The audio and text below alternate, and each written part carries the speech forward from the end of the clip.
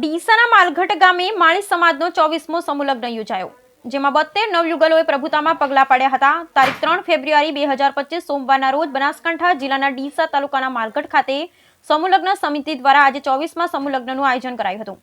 ડીસા તાલુકાના માલઘટ પરબડી વિસ્તારમાં 24મો સમૂહલગ્ન યોજાયો હતો, ત્યારે 72 નવયુગલોએ પ્રભુતામાં પગલાં માંડ્યા હતા। ત્યારે 72 નવયુગલોએ આશીર્વચન આપવા ગૌ ભક્ત પૂજ્ય કથાકાર છોગારામજી બાપુ પધાર્યા હતા।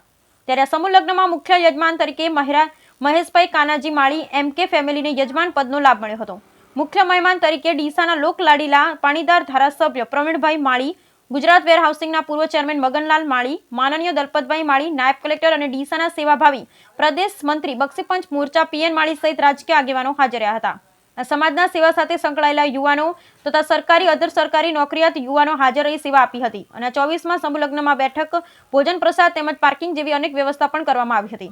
ત્યારે સમૂહલગ્નની અંદર સમાજના નામી અનામી સૌ લોકોએ ઉદાર હાથે ફાળો આપ્યો હતો। આ સમૂહલગ્નની અંદર 72 નવયુગલ સમિતિ દ્વારા કરિયાવર પણ આપવામાં આવ્યું હતું અને અંદાજિત લગભગ 25,000 લોકોએ ભોજન પ્રસાદનો લાભ લીધો અને ભોજનનો બગાડ ન થાય એ માટે સ્વયંસેવકોએ ખડે પગે રહી સેવા પૂરી પાડી હતી।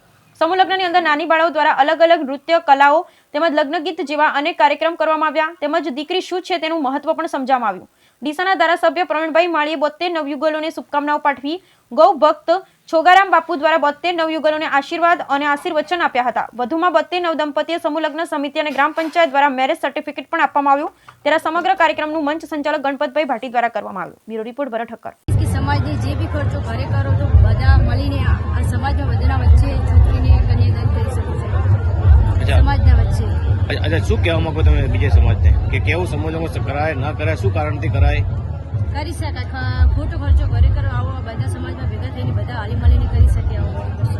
તમને કેમ સમાજમાં સમૂહલગ્નમાં જોડાવામાં કેવું લાગ્યું કે ઘરે કરવામાં સારા કે સમૂહલગ્નમાં કરવામાં? સમાજના વચ્ચે રહેવું, સમાજના વચ્ચે જ આ બધું